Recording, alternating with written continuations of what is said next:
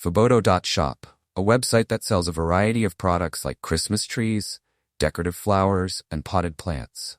At first glance, this might seem like a great place to shop for gardening items, whether you're new to gardening or already an experienced green thumb.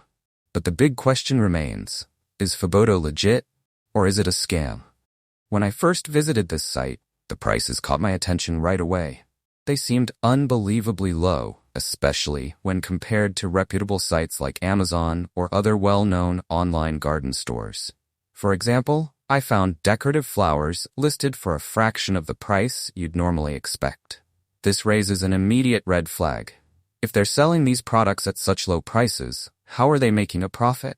One possibility is dropshipping, where they might be sourcing cheap products from China. But this means there's a good chance you'll either never receive your item, or if you do, the quality may be far below what you expect. The next red flag is their contact information. While they do provide an email, phone number, and even a physical address, none of this information seems legitimate. The physical address looks like it's been randomly generated. It doesn't lead to any real business location, and the phone number appears to be fake as well. Another issue I noticed is with their legal pages, such as their terms and conditions or privacy policy. These seem to be copied and pasted from other scam websites. The language and format are almost identical to another suspicious website called Faboto.shop. It's as if they've just swapped out the name and logo while keeping the same website template. This kind of behavior is common in scam sites that don't put much effort into creating a trustworthy online presence.